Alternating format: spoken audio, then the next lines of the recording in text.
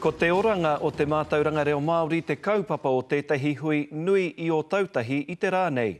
Ko tētahi o ngā take matua kei mua i ngā kōhanga reo, kura reo rua, kura kaupapa Māori hoki, me pēhea e aroa i a rātau te hiahia o te kāwanatanga ki te whakakapi whakahono hoki i ngā kura Māori o te rohe. Hea te huarahi whakamua mo te mātauranga reo Māori ki roto o tautahi.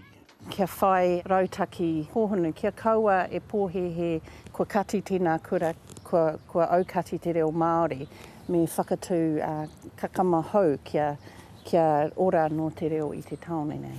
Koinei tonu te ito o te hui nei, he mea hei whakahoki i tā te minita take mātauranga kaupapa, whakakapi me te whakatūhono i ngā kura Māori. The worst thing that could happen would be any reduction of provision, either kura kaupapa Māori and likewise for the bilingual units which offer different levels of immersion for those communities. Kei ngā whānau tonu, te oranga.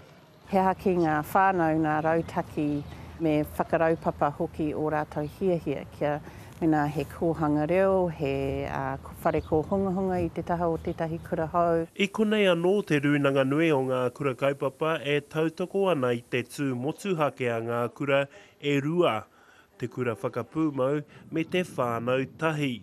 He whakamāramatanga hoki tā te rūnanga nui ki te minita i ngā take mātauranga. He aha no hoki ngā momo tautoko e tika ana me tuku mai kia pai ai te tupu tonu o enei kura, me te tupu anō hoki o etehi kura atu. Hioi e hara i te mea ka pā tēnei āhuatanga ki ngā kura kaupapa anake. Ka pā hoki tēnei āhuatanga ki ngā karaihe reo rua e waru o tautahi.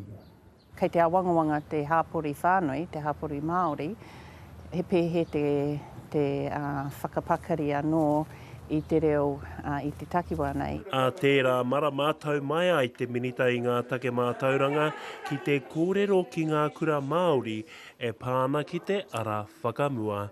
Anzac Pigia, Te Karere.